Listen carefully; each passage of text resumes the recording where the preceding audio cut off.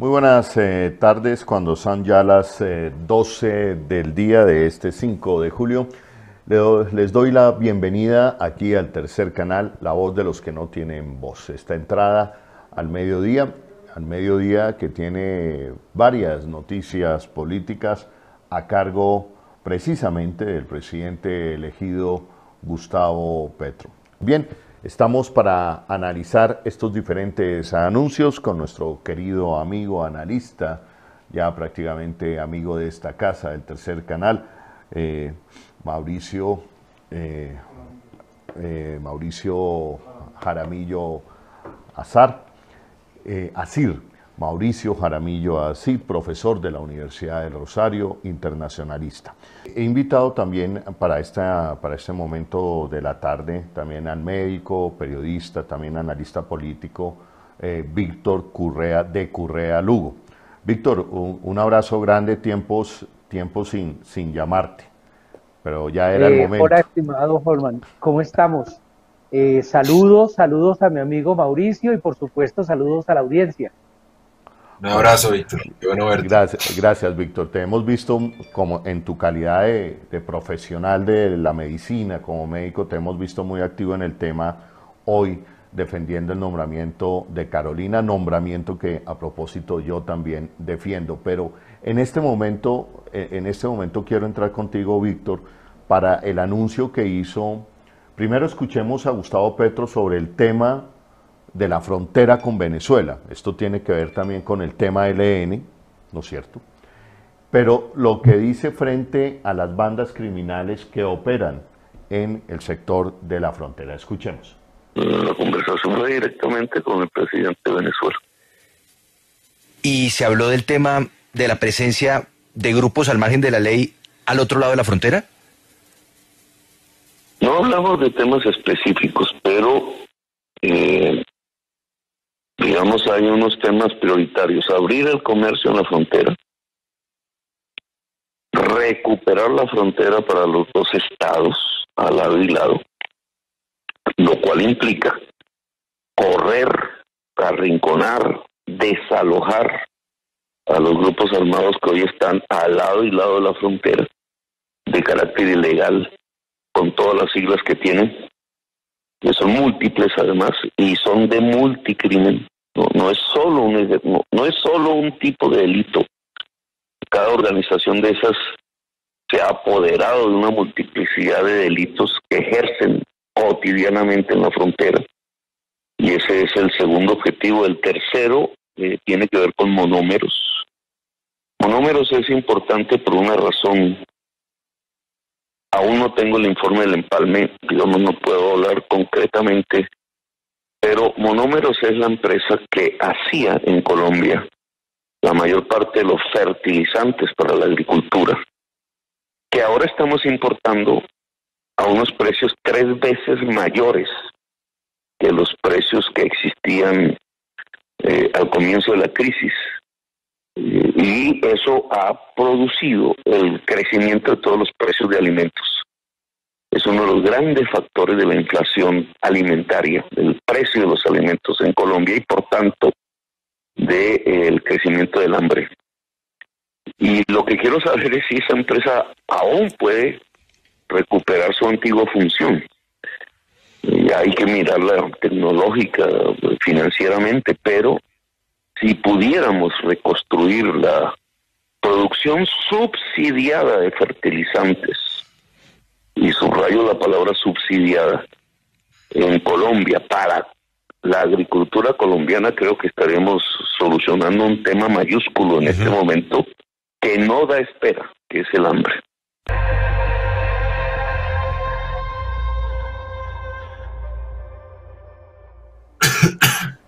Víctor, con respecto al manejo digamos, el presidente Gustavo Petro habla del multicrimen, digamos, de organizaciones criminales que están metidas, secuestro, narcotráfico, extorsión, en fin, ahí en la frontera. Ese manejo que quiere darle Gustavo Petro, pero esto también va ligado a la concepción de la posibilidad de apertura de diálogos regionales.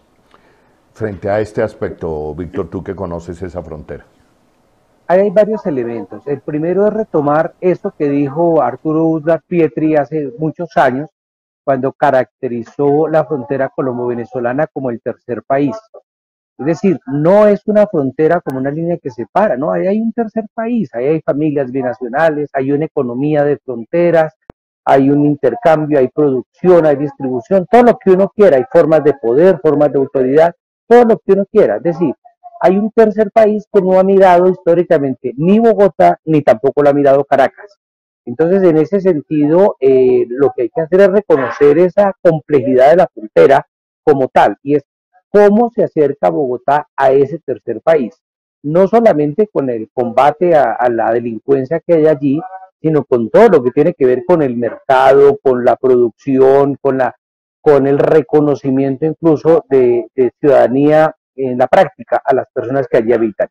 Y lo otro es con relación al tema de fertilizantes. Para mí es muy interesante lo que menciona el presidente, porque uno de los grandes problemas es que la guerra de Ucrania va a generar y está generando ya unos debates muy grandes en el mundo sobre soberanía alimentaria.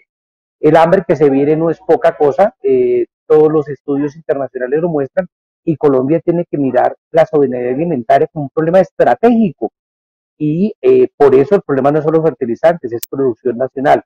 Entonces, mirar la frontera implica mirarla varias cosas. Ahora, allí hay diferentes grupos con diferente naturaleza, desde las PACRIN que están allí, desde las disidencias, pero también se presencia el ELN, y hay grupos de diferente naturaleza. Entonces, lo interesante es entender que en la construcción de paz y en la paz que mencionó el presidente Petro en su discurso de posesión, debe haber un espacio donde quepan una salida integral.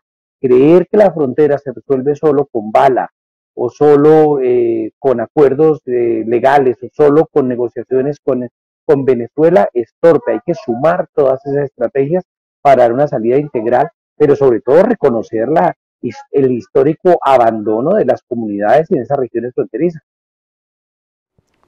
Muy bien, Víctor, de la existencia de un tercer país, como decía Arturo Uslar Pietri, y es interesante ese concepto del tercer país que vive. El otro día en Cúcuta precisamente me hablaban de 50.000 personas que pasaban la frontera a trabajar del otro lado y regresaban en la noche. Toda esa economía se perdió, la mandó al carajo el gobierno de Iván Duque. Pero Mauricio, yo le escuché a Gustavo Petro esta mañana decir, Monómeros prácticamente vuelve al gobierno de Nicolás Maduro. Vale la pena recordar que Monómeros, recuerden ustedes que el lema decía Monómeros Colombo-Venezolana. Era una gran empresa, digamos, producto de acuerdos de muchos años entre la industria petroquímica de Colombia y Venezuela, pero que en esta falta de gobierno, en esta relación tortuosa entre Colombia y Venezuela, el gobierno de Iván Duque y el gobierno uribista termina entregándole Monómeros al señor Guaidó. Sobre estos anuncios primeros de Gustavo Petro frente a Monómeros y frente a la frontera, Mauricio. Bueno, en cuanto al tema de seguridad, coincido con lo que dice Víctor. Acá lo que hemos tenido es, desafortunadamente, un absoluto desinterés por el tema de la frontera desde que se gestiona la política exterior desde Bogotá, es decir, de espaldas absolutos, sin ninguna preocupación por atender lo que han dicho, por ejemplo, los gobiernos locales. Los gobiernos subnacionales acá tienen un papel muy importante que ha sido ignorado en buena medida incluso desde antes del gobierno de Duque. Entonces ahí hay una buena noticia, porque me parece que lo que se quiere abrir, lo que pretende hacer el nuevo gobierno es abrir otros escenarios de interlocución donde los gobiernos locales, que insisto, tienen acumuladas una serie de experiencias, pues conocen mucho más, y en materia de seguridad esto puede ser interesante. Luego yo rescataría que frente al tema de Monómeros, Petro ha sido muy prudente y ha dicho que él no tiene todavía el informe de la Comisión de Empalme y hay que estar a la espera un poco de qué es exactamente lo que pueda decir esa comisión, de la viabilidad de revivir un poco los esquemas en la industria petroquímica. Eh, el último capítulo de nuestra buena relación con Venezuela quedó la integración energética. Y esto data desde hace mucho tiempo, data de la época de Chávez. La degradación con la relación en realidad ocurrió desde 2017, Maduro y Juan Manuel Santos. Lo que pasa es que este gobierno sí rompió cualquier código diplomático y pasó por encima de lo mínimo que quedaba. Entonces, en realidad hay que reconstruir incluso el tema, Holman, de la integración energética, que ese era un tema vital, pero ahora con una inquietud adicional, y es que esa integración energética en Colombia por lo menos tiene que estar en sintonía con el tema de la transición energética, lo cual, insisto, no va a ser fácil por la prioridad de este gobierno y porque del lado venezolano hay muy poca inquietud por el tema de esa transición, aunque de todas maneras hay sectores dentro del PSUV muy sensibles al tema del medio ambiente. Entonces acá creo que el capítulo grande que se abre es el de la integración energética, abandonado en buena medida por el gobierno de Duque, y que ojalá, sobre todo por la escasez y por lo que está pasando en la guerra en Ucrania, es un tema de mucha urgencia en Colombia y que puede además permitir tener un esquema de integración con Venezuela en una relación que no dependa, insisto, de la afinidad ideológica. Pero aquí lo grave, lo preocupante es que la relación cambie cada 4 años al son de la llegada de nuevos presidentes en Colombia o en Venezuela. Entonces acá me parece que lo que se abre como números es la posibilidad de nuevo de revivir la integración energética tan abandonada en el último tiempo. Bueno, pasemos a otro anuncio que hizo, o que mejor, viene reafirmando el presidente Gustavo Petro. A mí me pareció escucharle esta mañana a Víctor y Mauricio lo siguiente. Diálogo con el ELN, digamos, eso ya se ha venido ambientando. El ELN ha enviado comunicaciones en ese respecto, ambientando la posibilidad de aceptar un diálogo con el nuevo gobierno, pero hoy Gustavo Petro, si no escuché mal, introdujo el cese bilateral de los fuegos. No está hablando de cese unilateral, es decir, que el ELN cese sus acciones, sino está hablando de que la fuerza pública y el ELN van a un cese bilateral y allí se retomaría, digamos, pero con mucha más fuerza, un diálogo entre el gobierno progresista popular de Gustavo Petro y la insurgencia del ELN. Frente a este respecto, querido Víctor. Varias cosas. Lo primero es que es un golpe de audacia por parte del presidente Petro y recoge una reivindicación que ya habíamos visto durante el gobierno de Santos. Hubo una tregua de más de 100 días que además generó una gran satisfacción a las comunidades de Chocó, de Catatumbo, de Arauca, de sur de Bolívar, del Cauca. Entonces, empezar con eso es un mensaje de reconocimiento político al ELN y de una voluntad de paz real por parte de Petro. Dos, el ELN ha hecho un par de mensajes que buscan, primero, que reconocen el triunfo popular, es decir, un resultado electoral que es innegable, y ha ratificado su voluntad de paz. ¿Qué viene ahora? Pues que el ELN acepte, que es lo que yo espero en las próximas horas, esa oferta de cese bilateral. ¿Qué es lo que se requiere? Que se precise cuál es la estrategia. Yo, si algo critiqué del seguimiento que hice al proceso de paz entre Santos y el ELN, es la falta de una estrategia clara. Es negociar para qué, negociar cómo, negociar hacia dónde. Pero no puede ser la invitación a una rendición, ni el modelo ese de DDR, desarme, desmovilización y reinserción, que ya está fallido. Ni se trata de un proceso de paces pequeñitas. Mire, se hizo la paz con las FARC y eso lo llenó otro grupo, se hace la paz con el ELN. No, hay que sentar en diferentes mesas y con diferentes velocidades a todos los actores armados y buscar una salida integral a la paz del país, eso que algunos han llamado la paz total.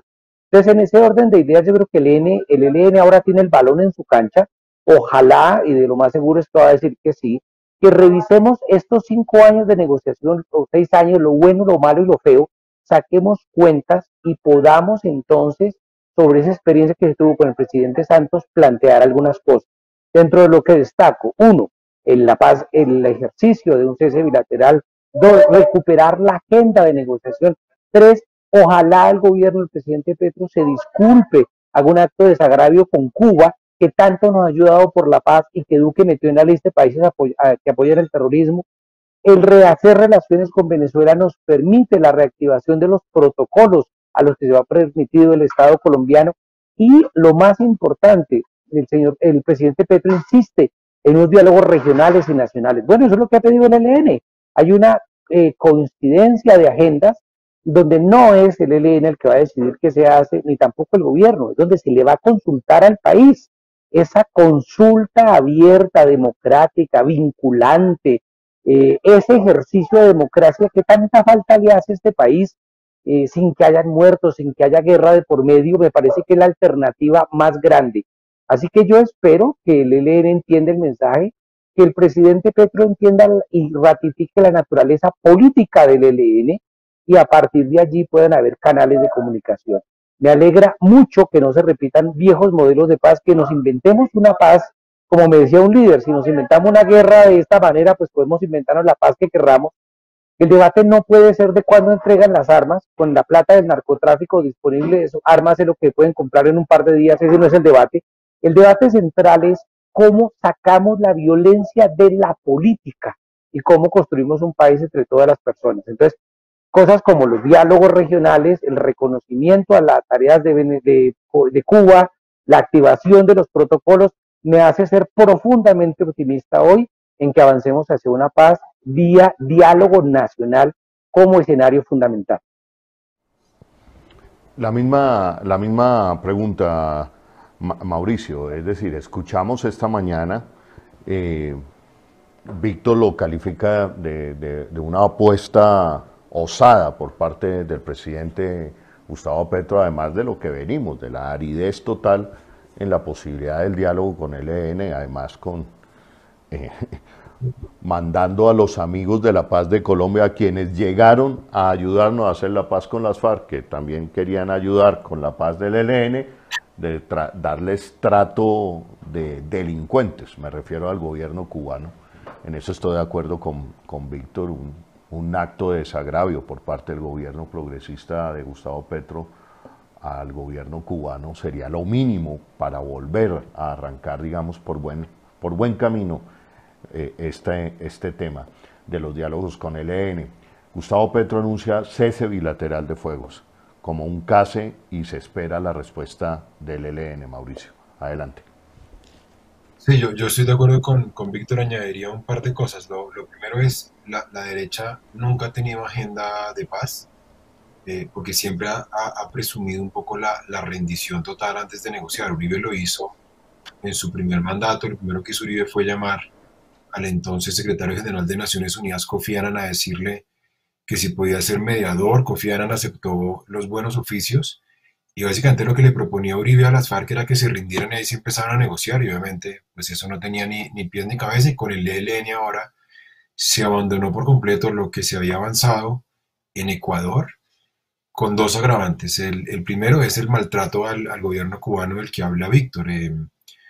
No solamente tuvimos un alto comisionado para la paz, que es Miguel Ceballos, que no tenía ninguna experiencia en paz. Es decir, es que no solamente hubo improvisación, ojalá la improvisación hubiese sido como la que describe Víctor de DDR o lo que sea, pero es que pusimos a un tipo de la guerra, a un tipo que tiene una trayectoria en materia de seguridad, a un uribista recalcitrante como Miguel Ceballos, de alto comisionado para la paz. Eso no tiene ningún sentido. Esa es una persona que no tenía ninguna interlocución. Entonces las chances de avanzar en un proceso de paz este mandato fueron escasísimas. No se nos puede olvidar que incluso el embajador de Estados Unidos en Colombia le pidió varias veces al gobierno colombiano que retomaran los esquemas de negociación con el ELN. Entonces aquí, insisto, fueron 4 años en donde la derecha desnudó por completo su total ausencia de discurso de paz. A eso se suma algo inédito. Esto nunca había pasado. Nunca un presidente colombiano le había pedido al gobierno de Estados Unidos que incluyera a un tercer estado en la lista de estados que patrocinan el terrorismo, como lo hizo Iván Duque con Venezuela. Nunca antes un funcionario colombiano se vea regocijado de que el Departamento de Estado sancionara a Cuba como lo hizo Miguel Ceballos. Entonces nosotros lo que hicimos fue en estos 4 años dinamitar a quienes la relación con quienes nos habían ayudado precisamente en materia de paz, como era el caso de Venezuela y como era el caso de Cuba. Entonces lo primero que tiene que haber ahí es restablecer, yo creo que la paz con el ELN pasa en buena medida por restablecer el vínculo con Cuba, por eso me parece que la designación de Álvaro Leiva es una buena noticia y lo mismo para el caso venezolano. Y creo que aquí estamos pendientes, Víctor y Holman, de a quien designen como alta comisionada o alto comisionado de paz. Me parece que esa persona, ese nombramiento, cuando ocurra, nos va a decir mucho acerca de la hoja de ruta para negociar la paz con el ELN. El gesto que ha tenido Petro me parece a mí también muy inteligente porque habla de un Estado que efectivamente tiene disposición para la paz. Esto es muy importante para una guerrilla, además, que ha dicho desde que se conoció el resultado que tiene voluntad de hacerlo. Entonces me parece que una vez conozcamos el nombramiento, una vez posesionado el nuevo gobierno, me parece que vamos a tener una hoja de ruta mucho más clara y ojalá un proceso de paz viable como el que ya tuvimos con las FARC hace unos años. Bueno, Víctor, me dicen que tú ya tienes que retirarte, que estás un poco apremiado de tiempo, pero escuchemos exactamente qué fue lo que dijo Gustavo Petro esta mañana. Pues hay que quitarle la pausa, en primer lugar. ¿Qué parte y lo acaba de decir el ministro de Relaciones Exteriores entrante, es reconocer los protocolos en primer lugar? Los protocolos es lo que permite, digamos, que los países que estaban ayudando en esa negociación lo vuelvan a hacer, se pueda instalar de nuevo la mesa. Obviamente ha pasado un tiempo, digamos, no podemos decir que es como si no hubiera pasado nada. El mismo ELN ha sufrido transformaciones y la dinámica de la sociedad colombiana también. Entonces, pero comenzamos por ahí. Se rehable el mensaje que yo he lanzado no solo al ELN, sino a todas las agrupaciones armadas vigentes hoy en Colombia, es que llegó el momento de la paz, que a través de diversos instrumentos lo que yo solicito es cese al fuego, Presidente. Que será bilateral, y comienzo de negociaciones judiciales en la mayoría de los casos y de negociaciones políticas en la minoría de los casos, Sí. para lograr que se acabe la guerra en Colombia.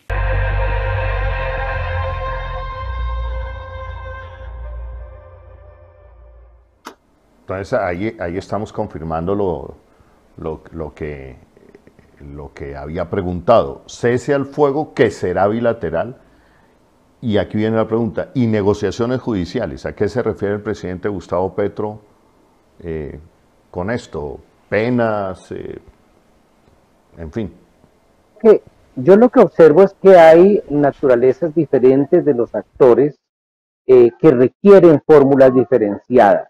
La paz completa implica, la paz total implica hablar con todo el mundo, pero la naturaleza o las peticiones o las expectativas de paz que pueda tener las disidencias son muy diferentes a las que tiene la agenda del ELN y son muy diferentes a las que tienen los grupos paramilitares.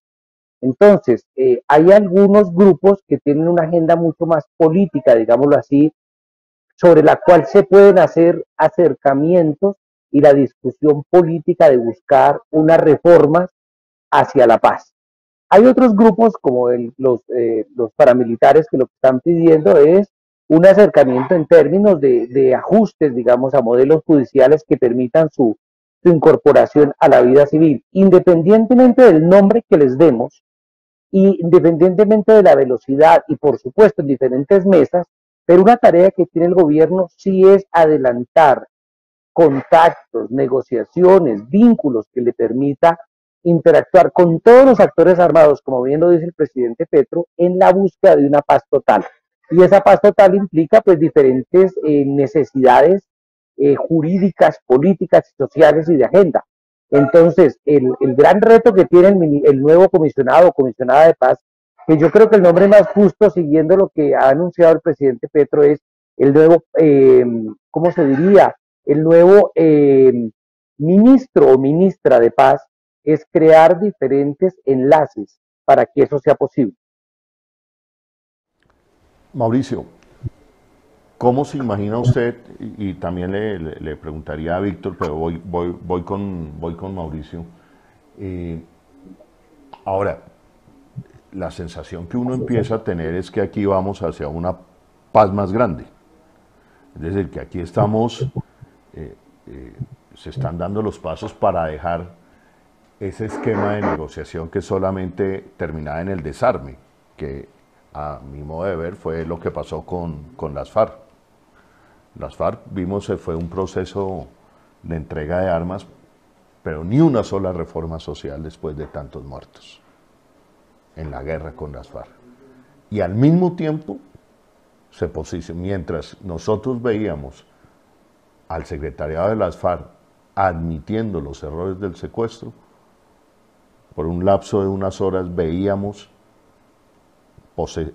ser elegido a un exguerrillero del M-19 proveniente de una guerrilla menos poderosa, con menos muertos, que en su momento tomó el camino de la paz y sacó adelante la Constitución del 91. Esa es una de las imágenes que habrá que elaborar mucho más sobre esos significados que hay allí.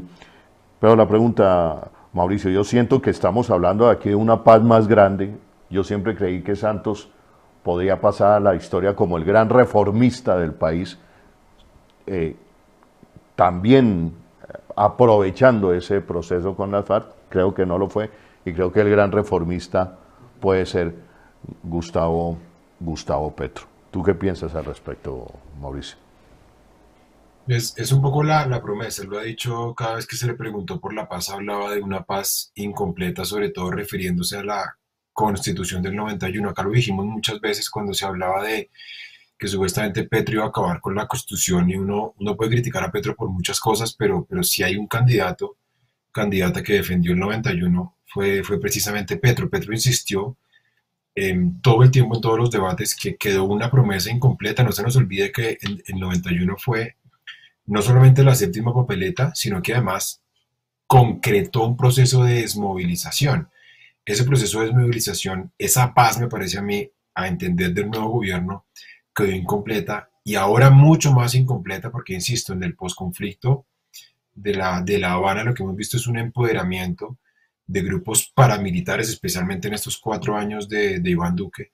Entonces queda un posconflicto muy parcial, queda un posconflicto incompleto. Por eso lo que decía Víctor ahí tiene que haber esquemas distintos, porque la naturaleza de los actores es muy distinto. Acá hay unos actores que no están ejerciendo violencia política. Entonces el Estado colombiano con estos grupos neoparamilitares no puede negociar reformas de fondo, no puede negociar salvo la rendición, como hizo ya el Estado colombiano en los 80 y en los 90 con los carteles de la droga. ¿Con quién puede negociar violencia política y cosas de fondo? Pues con aquellos que ejercen violencia política, en este caso el Ejército de Liberación Nacional.